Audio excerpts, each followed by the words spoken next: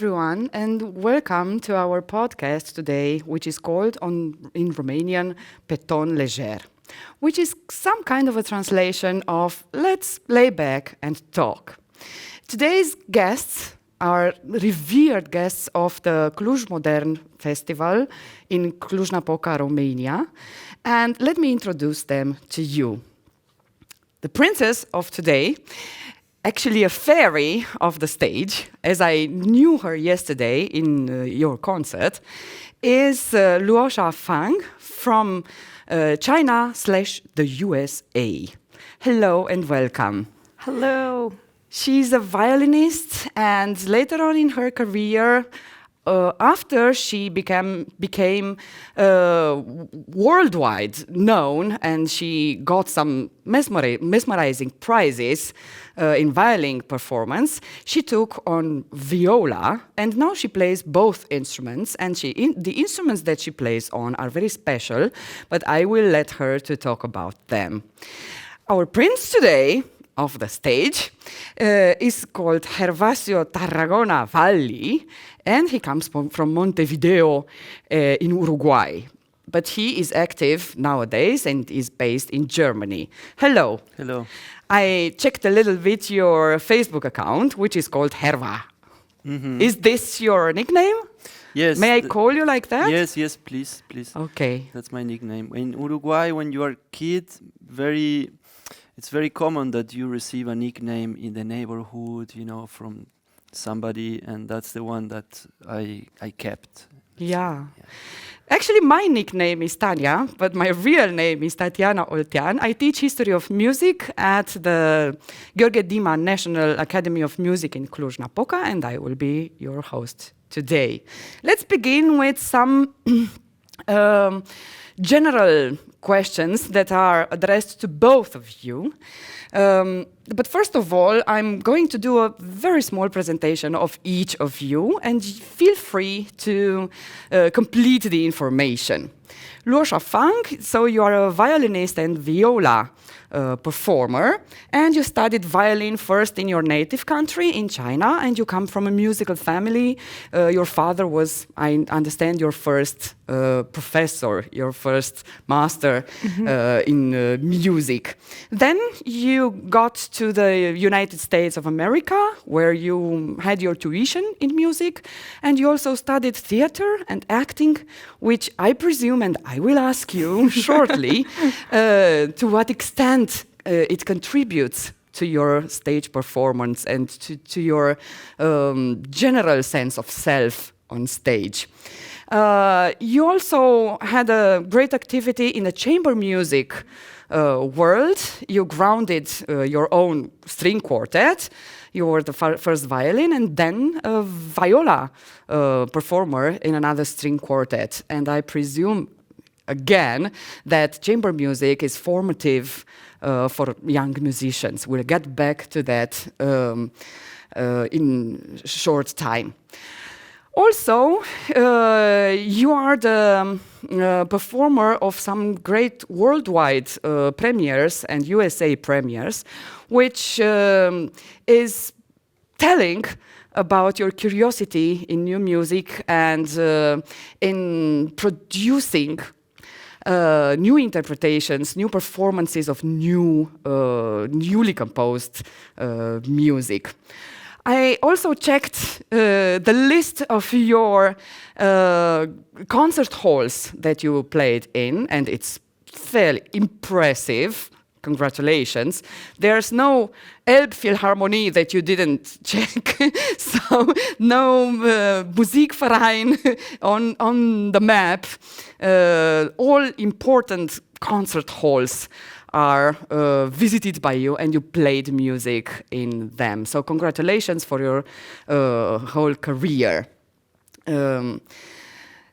GERVASIO, you are born in Montevideo, and you also grew up in a musical family, but your first encounter with music was through other kinds of music, that the classical, romantic, and contemporary one. And I'm going to ask you as well in a short while what this experience is when you're immersed in other kinds of music, and then you gather all the experience of all kinds of music into classical, romantical, and modern music. I found it impressive when I first read about your biography.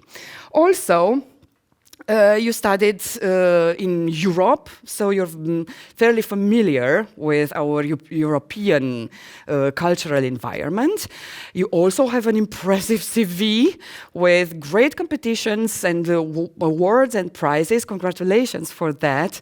And concert activity which spans all over the map of the world. Congratulations. My first question to you is drawing from the idea that you grew up in musical environments, and I'm sure that there are a lot of ups coming from this situation. But I invite you to tell us about your childhood and how music impacted you in the family. LUOSHA, please. Thank you for your beautiful introduction. For me, so actually from my grandparents, my grandpa was the first violinist in my family. He actually studied with a Jewish musician who escaped from Nazi Germany during the wartime, and he was also, the teacher was founding member of Schnabel Piano Trio. So having that sort of a, let's say, musical tradition, for me, I think from early on, in my childhood, I realized that music is something that it's part of sort of history and shared of humanity.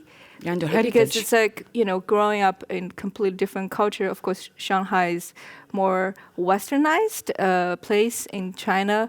Still, I think I feel what we do is part of this very beautiful tradition that passed from one culture to another, from one generation to another. So that sort of, to me, it is very significant, important thing. And I realized that it's not just a profession, but it's like part of the most beautiful thing in humanity, that we try to share peace, love, and empathy, because everyone, doesn't matter where you come from, culturally, you speak different language, you have different belief system, but you listen to music, you find that common ground. Yeah, and empathy is universal. Yeah. It's a universal language, like music. What about you, Gervasio? Herva. So I was, I think, being educated with music before I was born. Already, I'm pretty sure my dad was performing music, and I was still in the belly of my mom. And and after that, I guess it was the same. I don't recall a moment in which I thought I have to practice, or like music was part of the communication channels that we had with my family, especially with my dad and my brother. And your brother, right. And so then I started, I joined a beautiful, like public founded music school, in which the first year, it's a beautiful program. The first year you don't play any instrument, basically, you dance. You dance a lot.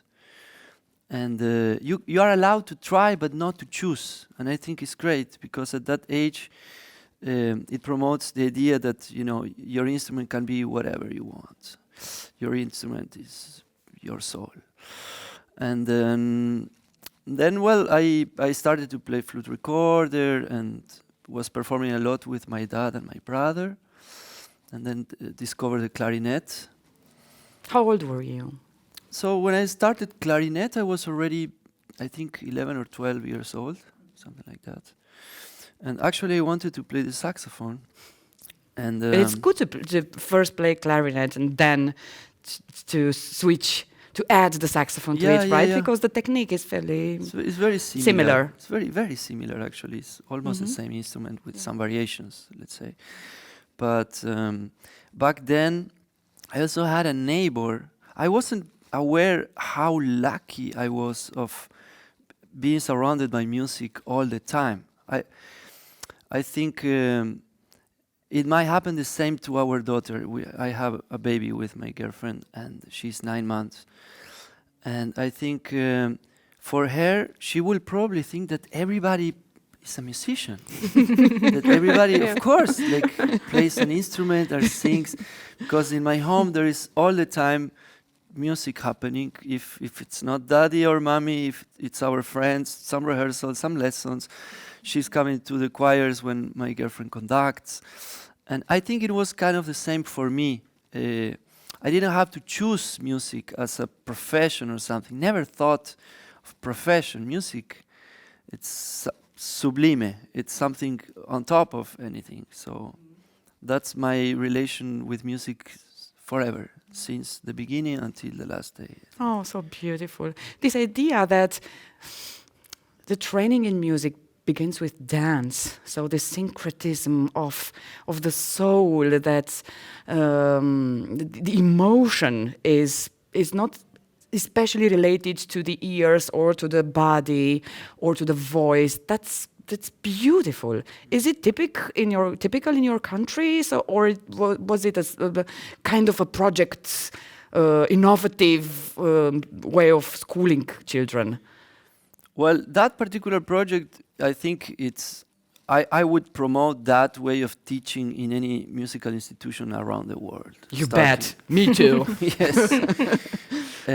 But it is also common to see, for example, on the weekends, our Afro-Uruguayan communities going with their groups of drums, and they play and they are walking and dancing. Yeah. So and you see 50 people, like dancing, moving with different kinds of drums, and a huge amount of people also from the neighborhood that hear this. It's called chamadas. Chamadas, it's a call. So you hear the call, and then you just go like out in of religion. your home. Yes. You hear the call. And you join, and so I think it's all around our continent. I think it's very rich, the traditions of dances and how people are involved in dancing, which is something that, for example, when it comes into my mission right now as a music teacher, I think I struggle a little bit to get my students dancing and feel the beat through their body, not just understand 1, 2, 3, 4, but feel 1, 2, 3, 4 or whatever. Actually, in singing, it's also very helpful. It's the same thing. Yeah. It reminded me of singing with a voice. Yeah. Talking about dancing, it's even. I also teach students. I find that for conservatory trained students, it's very difficult for them to feel free and open to express in different ways. Not to mention, dancing is, part of the very important thing. Also, singing is also part of, what we are trying to imitate. Yeah. It's instrumentalist. But students nowadays, they feel so shy when you ask them to, can you just sing this passage? And it's the same with dancing. Actually, this is what music comes from. That's it. The most ancient format. In our music academy, for example, a few years ago, for the piano students, they were introduced in the scholarly program, singing in the choir, because they have to get in touch with their own voice. For string instruments or for woodwinds or these instruments, it's kind of more natural to conduct a musical phrase and to beautifully construct it, because it's more natural, but the sound of the piano is more percussive, and it's very useful for them to try to sing with their own voice, to internalize the musical flow. And they sing in a choir, yeah, in their program, yeah, in the studying program. Since you brought the subjects of your students and how their dialogue with their own body and with their own inner self goes, what could you tell us about your tuition in acting? Oh, in sure. what way, to what extent was it useful to you as an artist, as a person on stage, but generally in your whole life? I only took maybe 2 years of acting classes. What I want to say that acting is very, very different from music training in a way that I think everyone can act. Acting is not something that you have to study very hard in order to understand what that was. Actually, acting is extremely free. The moment that you step into classes, that you're allowed to be completely insane, completely crazy. You're not supposed to be this version of me who's well-behaving in the society. Basically, the thing that I learned the most from the professors that, all kids, they are born with completely freedom. They have no restrictions. They're not being taught that you cannot scream now. You cannot, behave this way. If you're a girl, you're not supposed to sit this way or, act that way. And being an actor means that trying to go back to that childlike quality, which is like, sometimes it's very hard for us to go back, because we every day we learn different sort of masks to cover us up with this way or that way. But being able to be completely naked, it allows you to inhibit other forms that you can take. Oh, this is why this person's behaving this way, because of years of maybe the culture or the profession makes that person behave in that way. But anyway, I find that freedom is the number one ingredient for you to be able to take lots of different characters and colors, because you have to empty yourself first in order to put more layers, and also being this sort of uninhibited, which means that you're not supposed to be too self-conscious. And that's also very important. I find that when you try to express, in our case, we use music is the language to share a story, or to share a message, or to convey a certain unimaginable sort of characters. And so being free and not self-conscious make you become this sort of a vessel, let's say, on the stage, to be able convey emotion. Yeah. And in a way, it is theatrical. Our job. We are basically different types of actors. Yeah. We don't use in my case or your case, we don't necessarily always, sometimes we do use voices for certain music, but in general we use sound to manipulate expressions. But the most admirable musicians or artists, they can recreate that sort of theatrical world, not by, let's say, pretentious extra acts, but they just purely use their sound quality and an imagination with the phrasing and everything to achieve that beautiful kingdom of freedom. I think, yeah. Actually, as I was listening to you, I thought that I also feel like an actor like acting from time to time in front of my students. I don't like every music that I teach, and still I try my best to act not as lying to my students, but actually a university course is like a theater piece to some extent. Yeah. What about you, Gervasio? Have you always feel so natural on stage, or did you have to overcome some difficulties? Well, I think I went through this, what they call the academy, that probably, I think,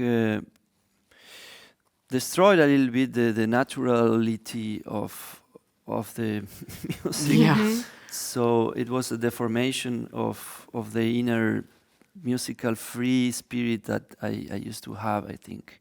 So I remember, now that we talk about it, like I remember when I was in that music school that I told you, where I started to learn to play the flute recorder. I remember that they had to call my parents and they had to write down, A note. notes saying that this kid has particularly issues to stay like not Calm? to move, because I was dancing all the time, and I remember it. I would play everything, doesn't matter what, and I would be dancing. And I was already in that school, which was very good, but I was already at the age of 11 or 12, not behaving as you are supposed to, because, we are preparing you to be, some kind of musician, so you have to follow this or that rules.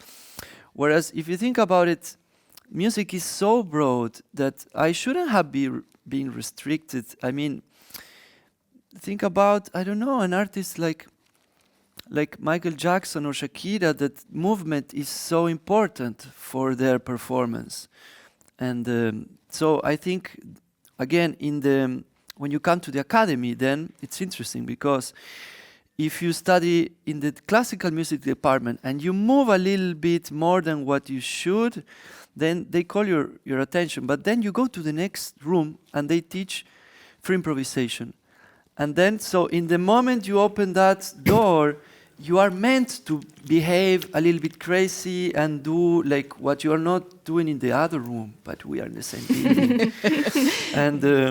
And you go to the next room and there is the acting lessons. And of course, every day you have to be a character since the moment you enter the school.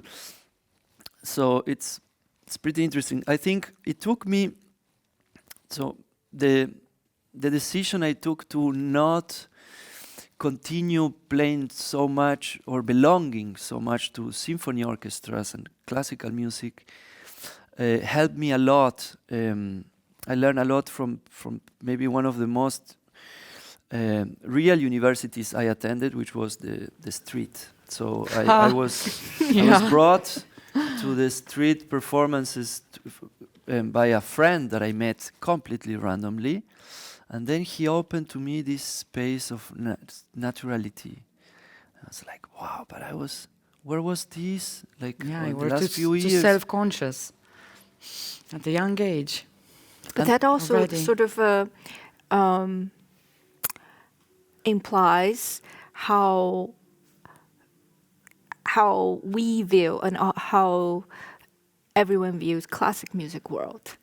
We always see this as a very prestigious, very, I don't know, everyone has to be so elegant, very formal way of presenting music and presenting ourselves.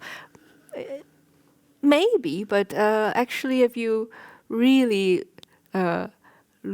look deep into all these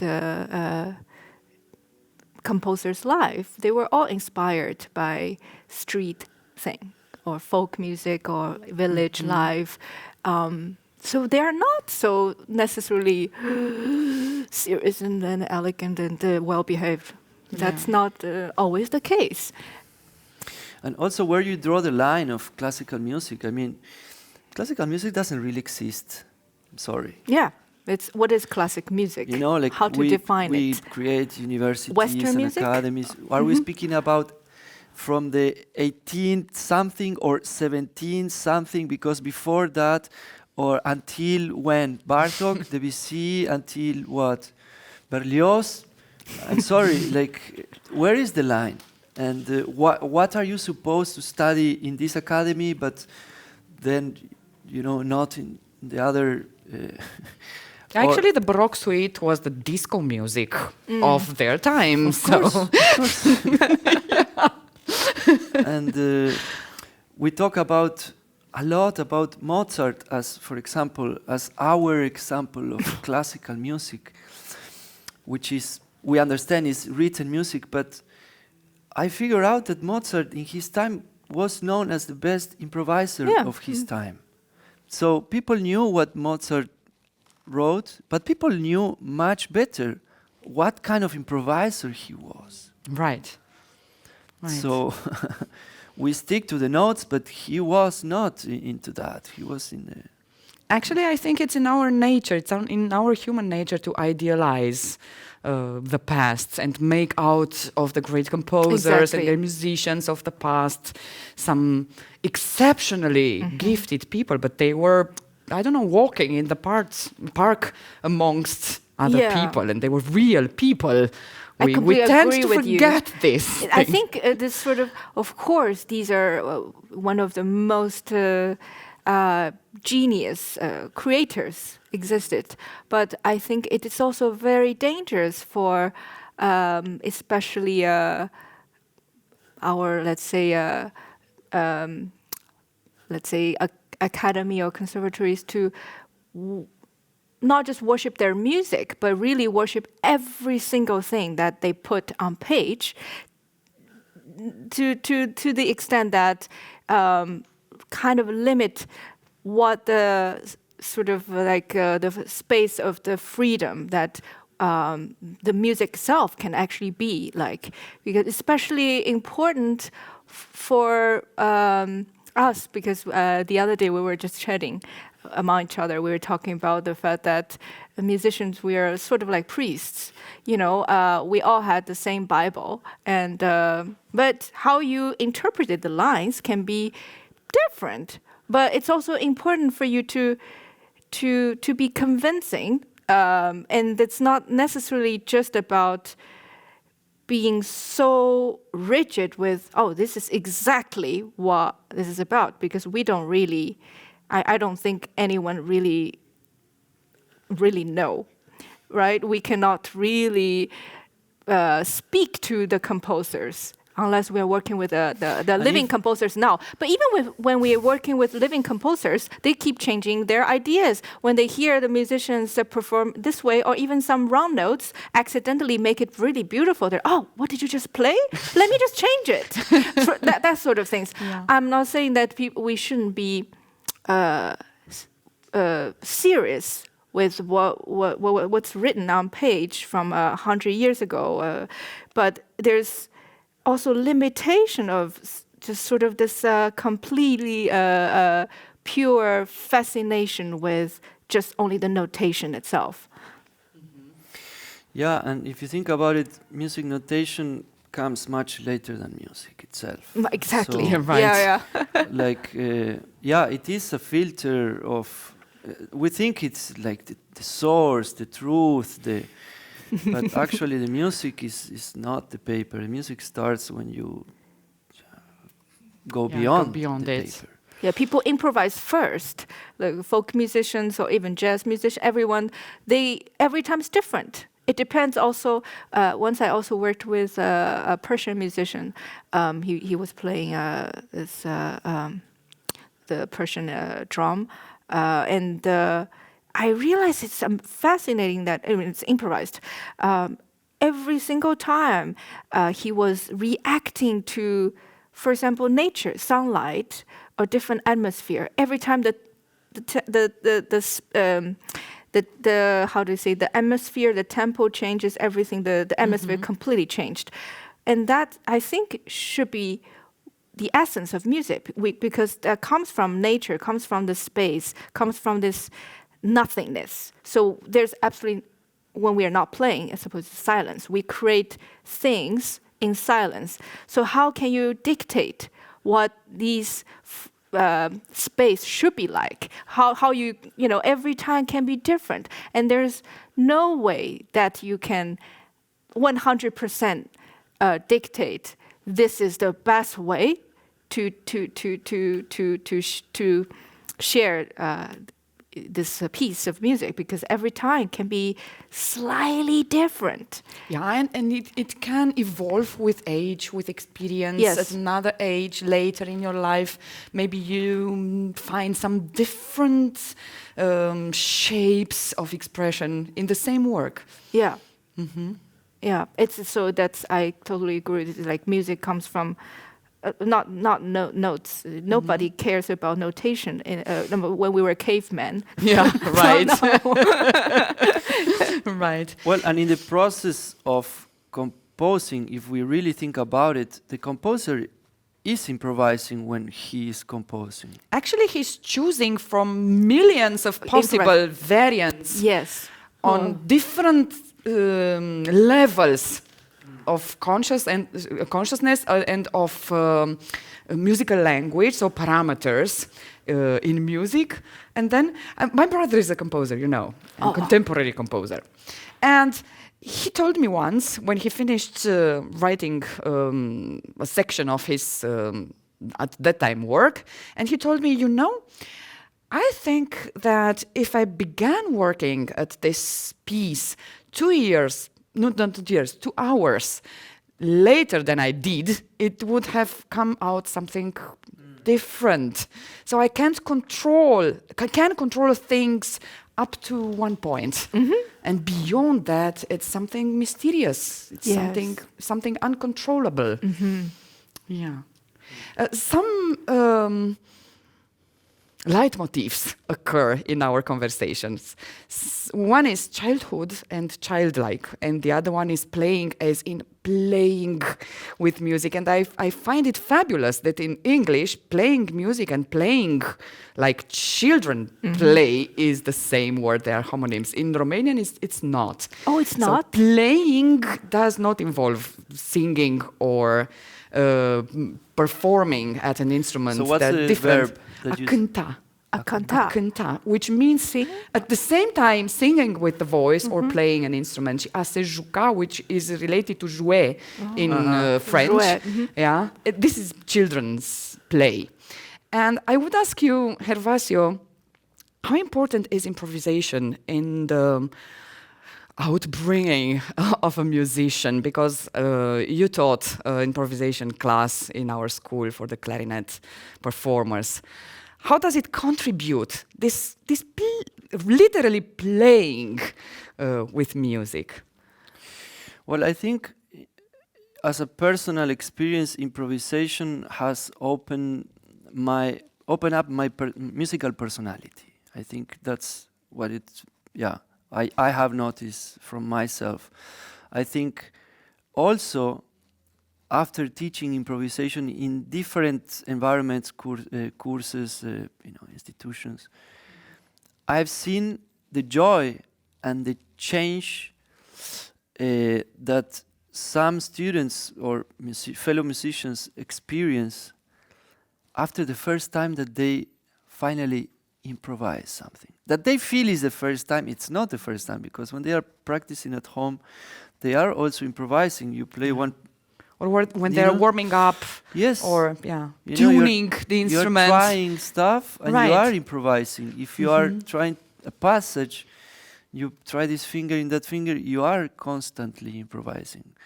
The internalization of that, feeling okay with improvising, I think that's a crucial thing. And that's why I was invited to come here, and somebody asked me, could you please give a master class on clarinet? And I don't think I can be...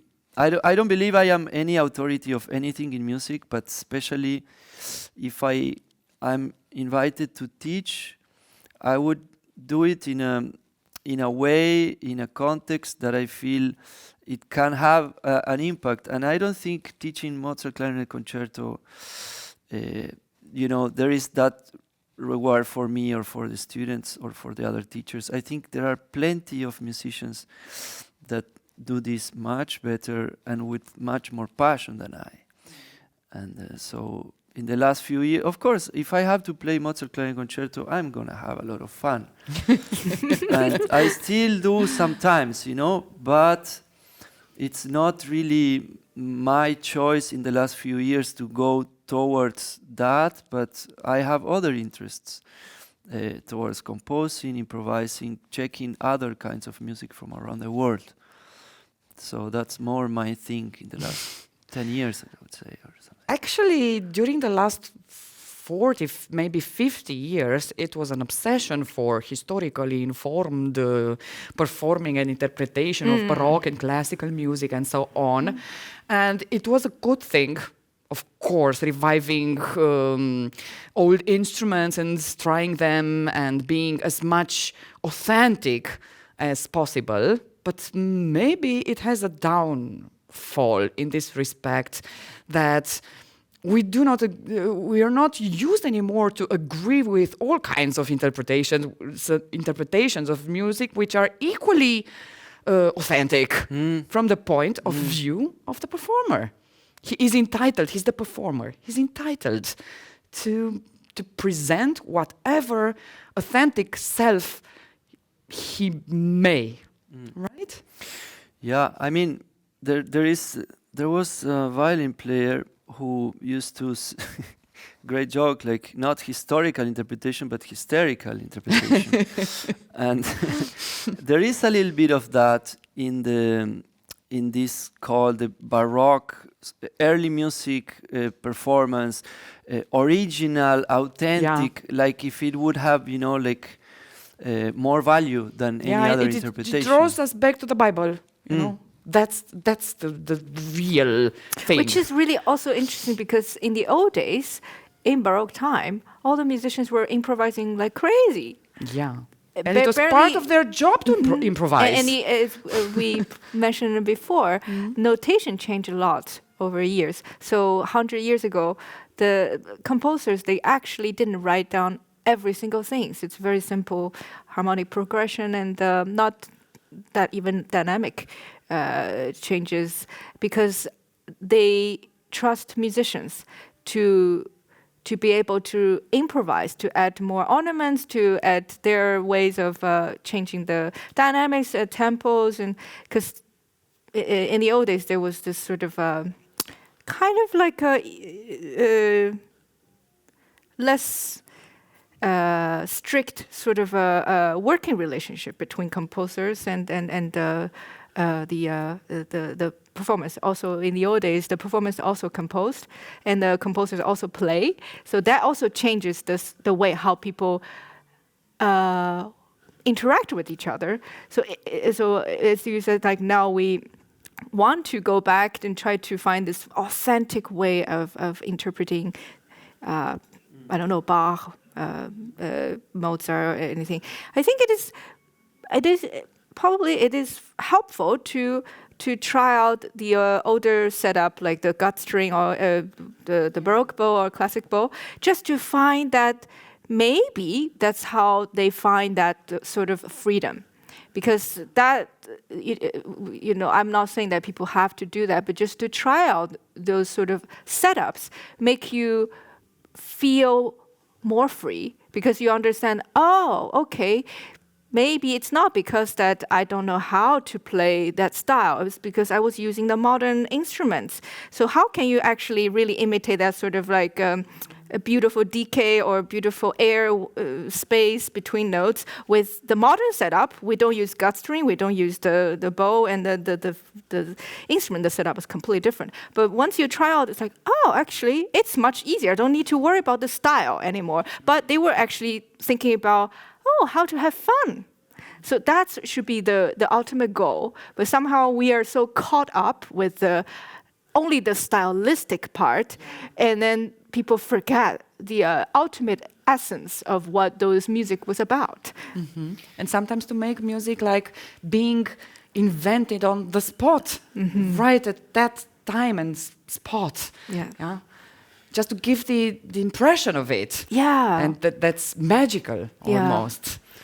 I know, I wanted to add that actually also we tend to think that the composer's view or opinion, which we have no clue what it was about most of the time. Sometimes they themselves don't have the clue to the last digit of the score.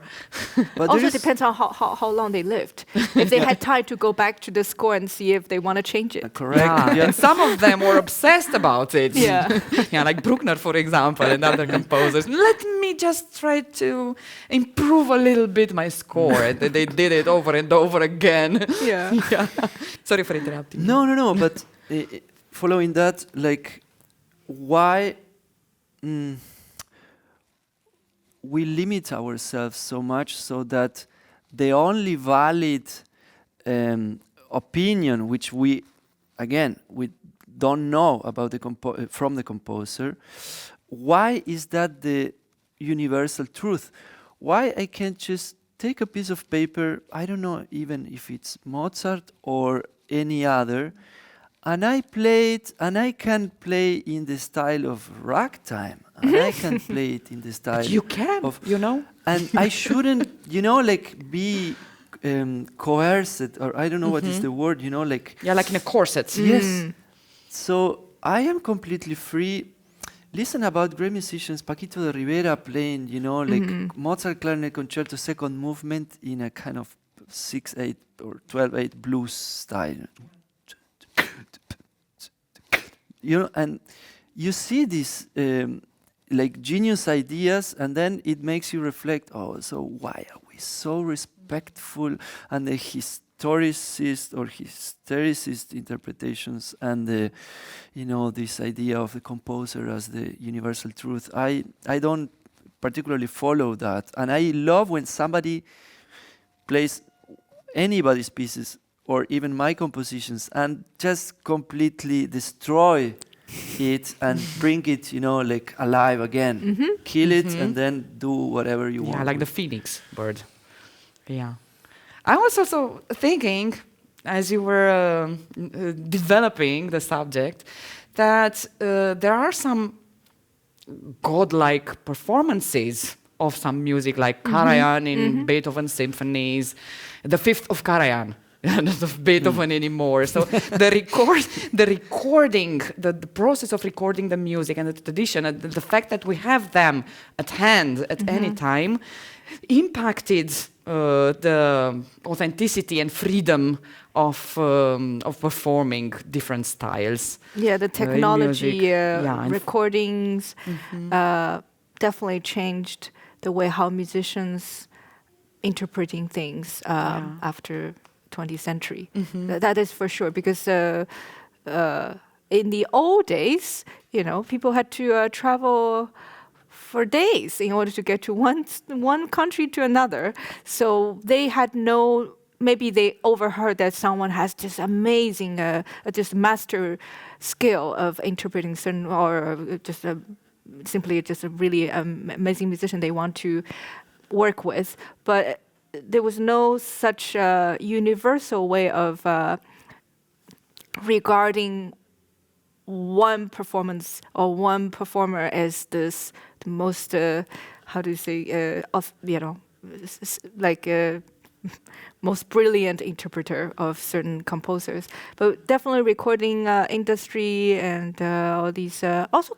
I mean, we also did a lot of competitions. I think it's important, step for most musicians to be recognized, but still, all these sort of, I guess,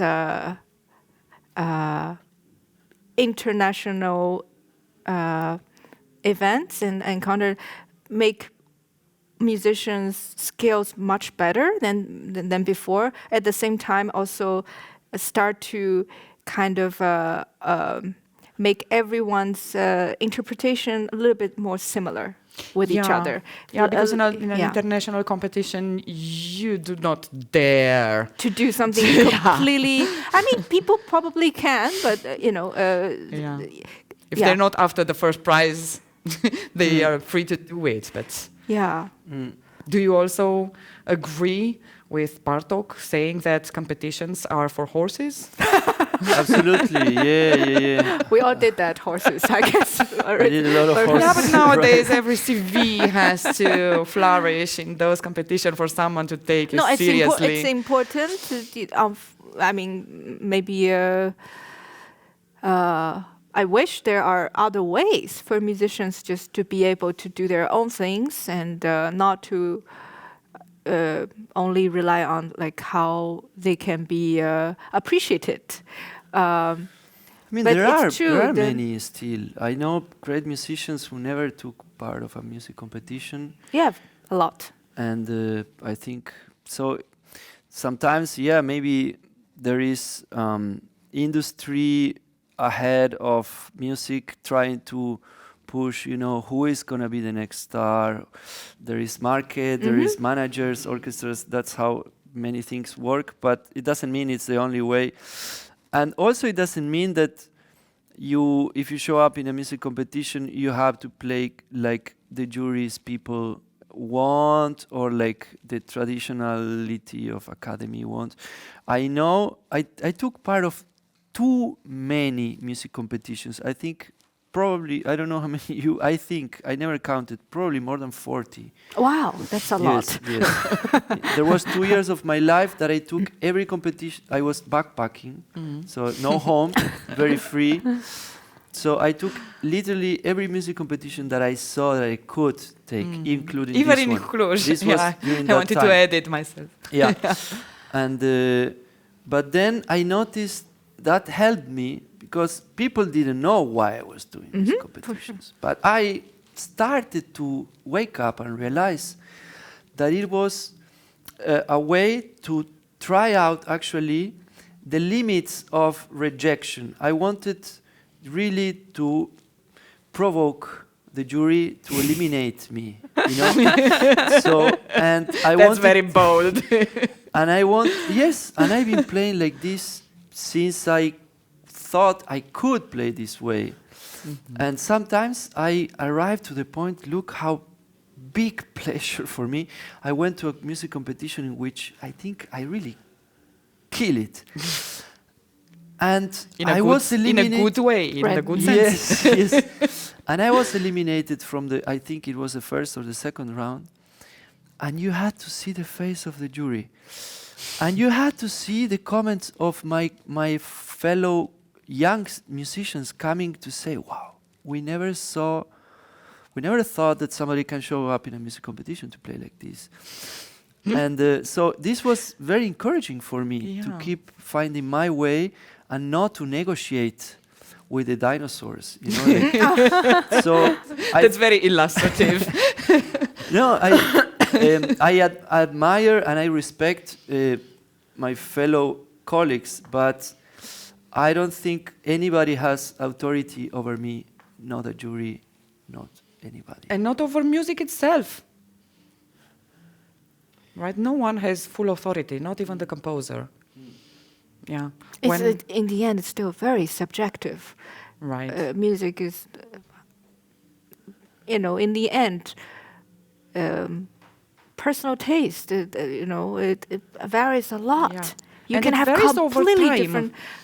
So in the 60s, in the 80s, in the 2000s, taste evolves. Yeah. And we're free. Yeah. And you especially are free to go your own way. This is something that particularly I notice sometimes when I go outside of what people call maybe the northwest of the world in music, which is that, I come from South America. It is always in the master classes that we are offered, it's often the French guy, the German guy, the like Belgian guy giving the lessons. You always have this, and then you think they have something special that you will never achieve and have. And I think teaching here and listening what people think of themselves, there is also this complex of inferiority which has no sense at all. And it takes a lot of courage for the students to understand that the musician is not only that guy. The musician is also me, also you, and also every guy. So I don't know if that camera is, but you are a musician as well, like everyone can. Yeah. So it's not always the other person, like you also. Yes. Yeah, that's actually very important. I totally agree with that. Also, the fact that, of course, most of our training was like focusing on repertoire, with mainly composed by, Western composers, and then of course you think about it as sort of like studying languages. We were talking about studying languages. Who actually has the authority to really say that my way of pronouncing things is the most authentic way? And as I mentioned early on, that even the fact that I started playing music, it was completely because of disaster of history, tragedy of history. So you realize that the language also shift. They can sometimes go from this continent to another one. And these maybe people who actually brought their roots or tradition, they were forced to escape or move or immigrate to completely different culture. And then they passed to people who look completely different from them. Actually, right? It happened to you and both. And then sometimes these people, after generations, they also, they also move and they shift. You can think about all these, amazing, all these European composers during the last war, and they moved to. A lot of them moved to, for example, America, sometimes Asia for a brief time, and they started their life there. They settled there, so they brought their tradition to a completely different continent. Yeah, and they grounded a new school of anything. So we're talking about just strictly Western music, and then of course now you have musicians who look completely different. Like we look absolutely nothing, nothing, but we actually grew up studying the same language, same music, and then I also spent lots of many years in Europe and different countries. You also moved from your hometown to Europe, and then sometimes you do have a little bit of resistance, not always, but I remember once it was really interesting. I don't know if it's politically correct to say that, but I was briefly, maybe joined an ensemble, and that ensemble probably specialized because they're from this country, so they specialize in playing music from that country.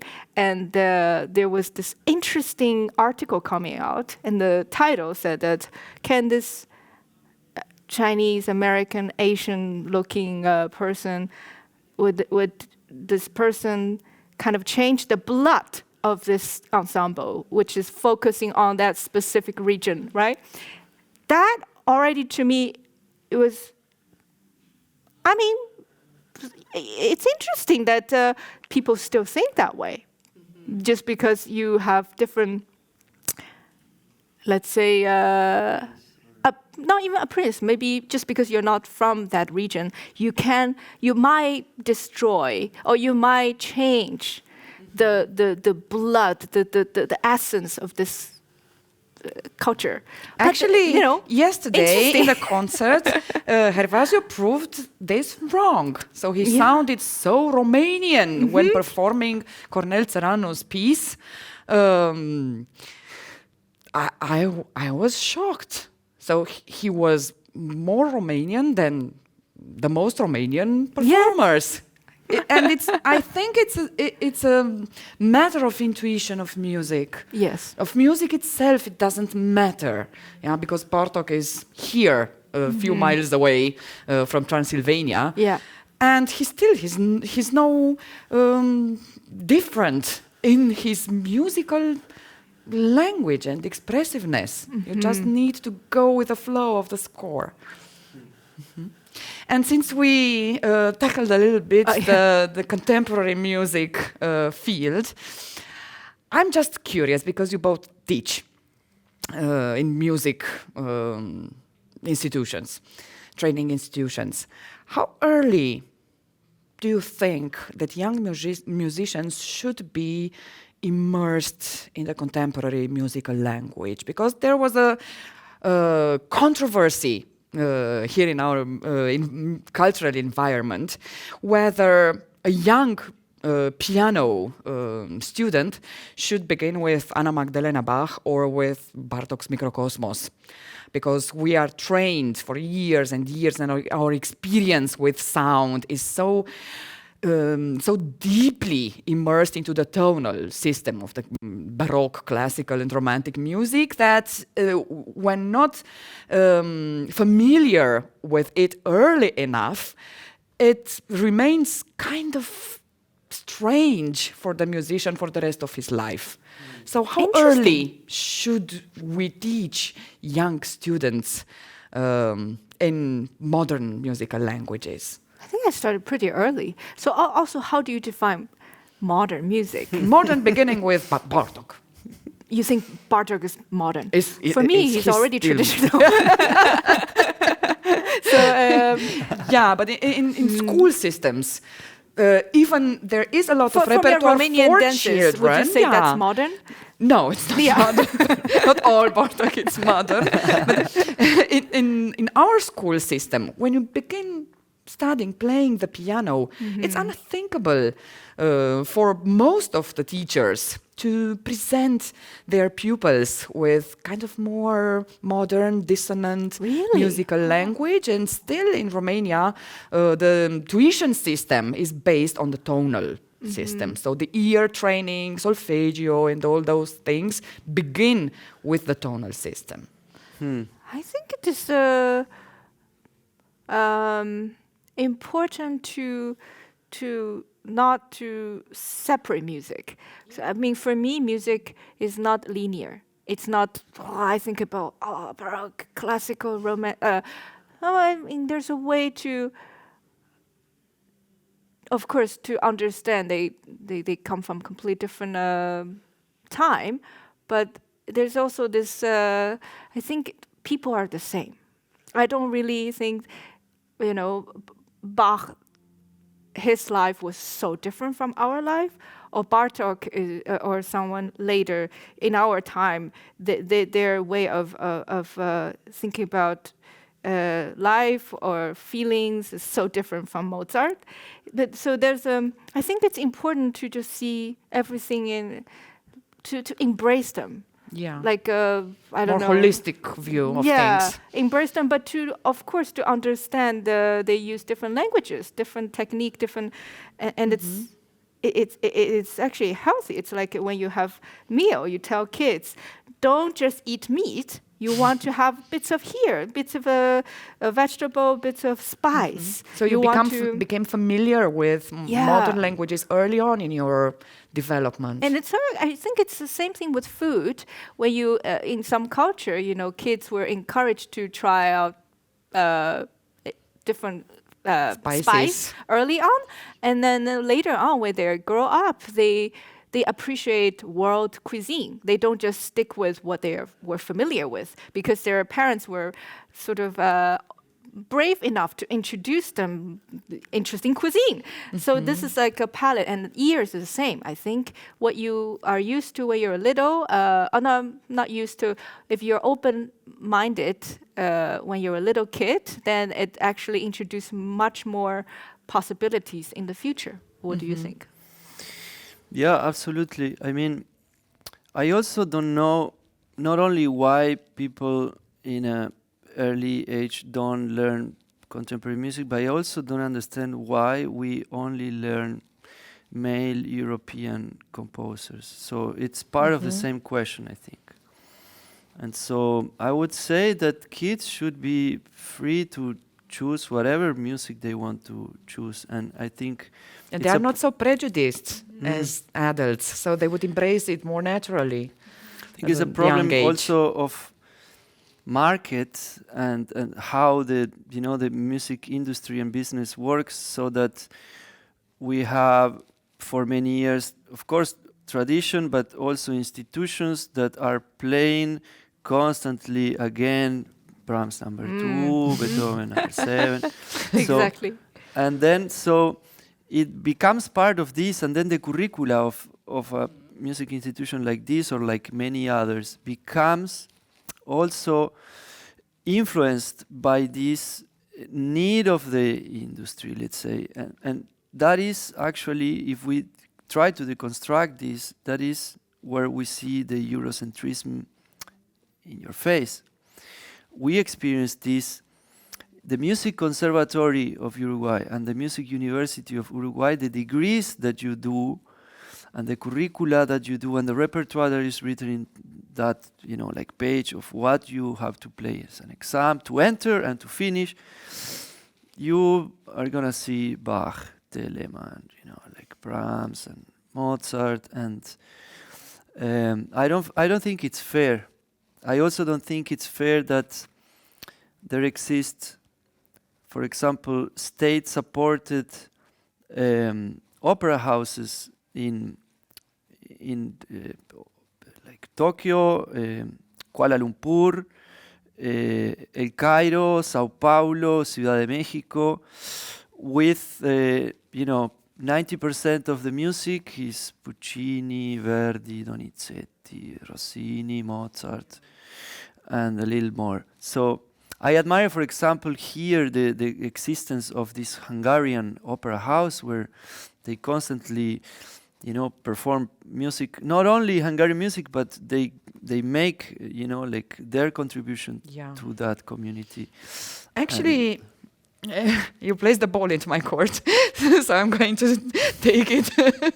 There were a lot of bad things happening during the communist period in Romania, but the law of culture, because all institutions, so philharmonics and opera houses and so on, were financed by the state, it was mandatory for every institution to have a Romanian work in every concert program of the Philharmonic, and once per year a premiere in the opera house, ballet, opera, operetta, whatever, by a Romanian composer. So Romanian composers were supported in their work. Of course, the audience preferred Rigoletto and Beethoven's Seventh, but it was a good thing. And these kinds of festivals like Cluj Modern that you took part in last night, and you will tomorrow as well, good luck to your concert, are really rarities.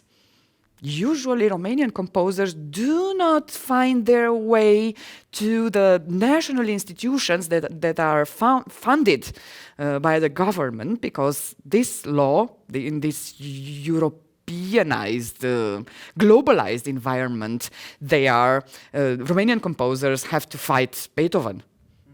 Yeah. So that was the fact of reality during the communist period. I do not idealize it on any circumstances, under any circumstances, but it was a good thing. Of course, and you might think, why the quota is one opera per year and not half of them, for example. That's also the accepted quota of... one new. One premiere. Every year with one and another one and another one. The repertoire of the opera grows more balanced in between Verdi and Wagner and Puccini and the Romanian. But that's accepting somehow. You don't speak about. You are already accepting. Not you. I mean we. That there is this greatness of Puccini and Donizetti that we don't even speak about it. Yeah, That- they're gods. The pantheon. If there is an opera house, it has to be played this. And Yeah. imagine a full season, not one opera, but a whole season of an opera house where you don't have Puccini, you don't have Donizetti, you don't, and I don't speak about prohibiting that. I speak about an experiment of just one season to open your eyes and see how many compositions of how many composers, female composers as well.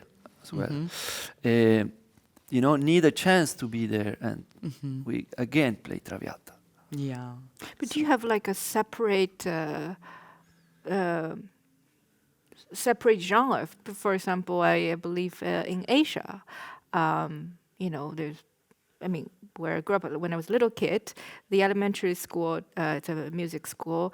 Half of us, we probably, focused on Western music.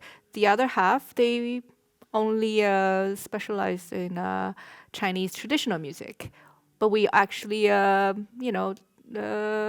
classmates. We would take theory classes together, music history. We had to study both the Western and Eastern music history. So that's just like a completely different ways of giving chances for musicians from different genre, let's say. And so maybe my question, I believe it's the same probably in Japan, in Korea, maybe some other, like India, I'm sure. So that also goes back to the question of what classic music really is, right? So to what extent that you categorize things as classic music? Because now also with modern composers from different countries, they're not Western composers. They're also classically trained. They're contemporary composers, also very active in our classic music world. So it's very hard to, what do you categorize as classic music? So maybe, as you said, maybe to break this barrier of this is classic music world, and that's why that there's the center of these pieces. These composers are the most important things, and therefore all the venues, they need to just put these as like the main plates, and then there's some maybe accessories that you can. Oh yes, we do actually sometimes promote. Other music, other composers. What if people try not to have this way of categorize things, but just share music whenever they're good? Yeah, it would be good to have a festival called Good Music Festival. So it's same thing with modern music. People The just festival of good music and cuisine. But so then you don't have this kind of awkward, now they say, this is the name of the festival, modern, but now you have this confusion between, you have festivals called classical contemporary music, and it's like... Yeah, because contemporary music encompasses a lot of styles, which are not classical. Not all of them. Yeah, and then you have are you speaking about actually academic music maybe, or music, from the academy? Yeah, scholarly music. Or if contemporary, modern. What is modern? Modern, it's already past, because the modern times for certain people, it's already gone, and we are in postmodern, ultra Post avant-garde. So yeah. And what kind of a composer are you? Because you also create music on paper, not just on stage. Well, sometimes on paper, sometimes I use other, let's say, devices. I don't know. I use Loop Station.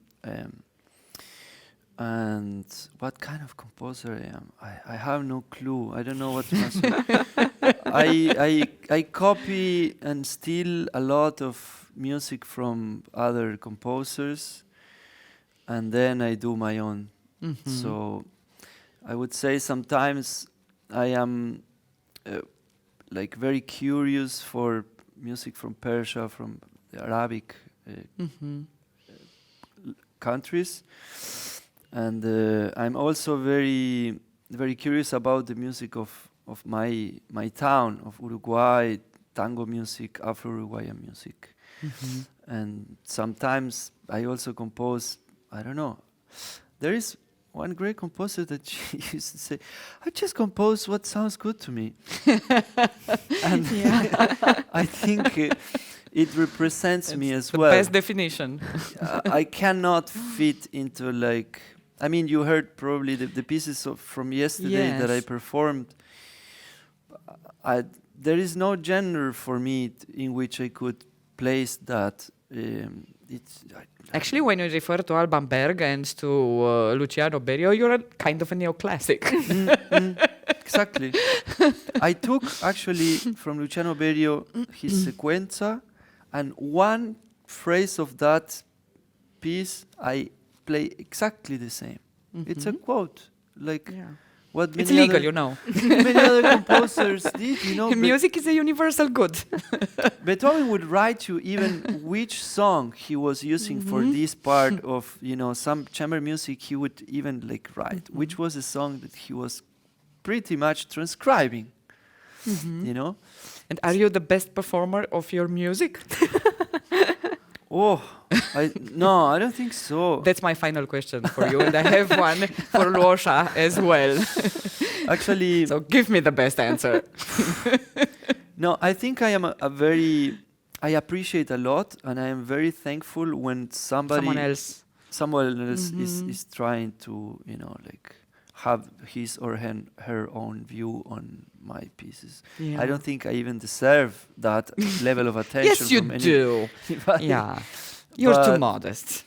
I appreciate and celebrate for myself when you know, like I hear somebody else translating my ideas to their own language. You know. I have a trick question for you too.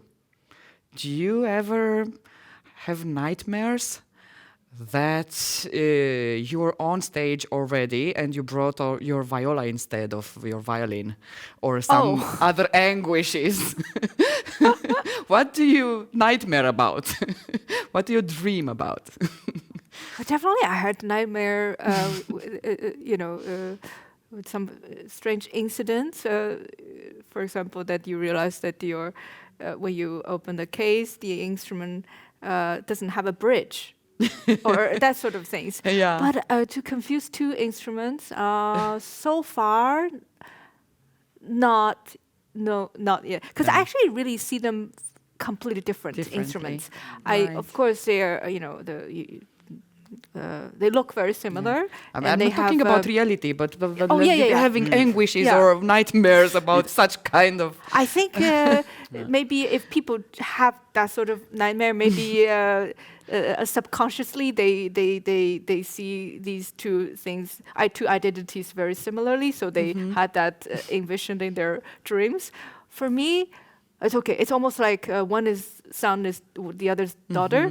I don't think oh my goodness, today I just confused. I brought this one instead of that one. Do you ever think, when you're playing the violin, for example, if this was a viola, I needed that thing that I could do on the viola, on my violin? Actually, I was talking because yesterday you said you liked my G-string sound, and Me too. I said that. I said thank you. I don't know. You're I lower find, register generally. Thank you. But I think I try to find qualities from other instruments when I play. A different instrument. I think in general, maybe if we can all like try to imitate sound from natures, like different range from singers, not just soprano, but also mezzo, also, So that's something that I definitely would try to look for. So I often find that if I have a way to have more range, but it's not just about range of let's say how much octaves I have, but range of color. So of course the deeper tone of viola has extremely soulful quality, and I even if let's say I play on violin, I would try to bring that sound out on violin as well. And for me, also when I play viola, I think it is of course by nature it's extremely it's about soul. It goes deeper into your heart. But I also find it like, for some compositions, they actually write really extremely high up there.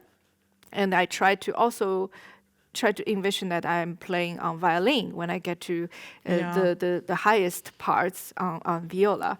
So it's fascinating. Because it's just like it's a tool, right? We just want to bring out different colors from like a painter trying to find different color pattern. Yeah. Does it happen to you too? To think to yourself, if I had a saxophone at this particular moment on my clarinet or a bass clarinet. Well, actually, I was thinking to ask for a saxophone to play one of the pieces that I compose. But then I thought, I should transpose or rearrange the piece because the registers are different. But I am still thinking about like some of the 3 Shades of Blue that I performed yesterday, maybe how it sounds. I'm curious. I never tried it on the saxophone, but such things, yes. And your previous question about dreams, actually, I actually had some dreams which were like very scary, like being playing and then there is something in the bell, and then you are playing and there is something no is hindering sound you for coming, like. And I had several dreams of such things, something not working in the instrument, the reed. Yeah, I think my relation with the instrument is very special, and maybe that's why I dream a lot with it. And lately, for example, I also started to experience that didn't happen to me before, to really dream with melodies. Oh, nice. I dream with colors, but melodies. Actually, But sometimes I dream that I play on the piano some music that I don't know in reality, and I wonder, how do I know this music? But that's the only instance I've experienced music in my dreams. Actually, one composition that I wrote, there is one phrase, just one. The rest I was awake composing it, but one phrase of a few notes, it was in a dream, and I woke up, and I couldn't help but just write it down and play it a little bit to see how, and it became one little phrase of my composition. So Fascinating. Yeah. But this is amazing because usually a couple seconds after you wake up, you have to force yourself to stay remember. in that, otherwise it's gone. It's going, yeah. I mean, I used to write my dreams for maybe 4 or 5 years of my life. The first thing I would do. So you have to have a diary right next to. Yeah. And then I stopped doing that practice, but that piece that I told you, like I composed maybe 1 year ago or something, it came out of a dream.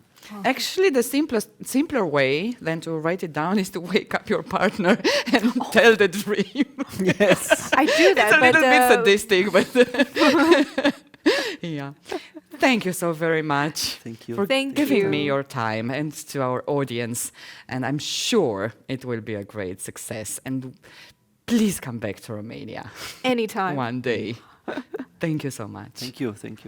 That was it for today. Bye-bye.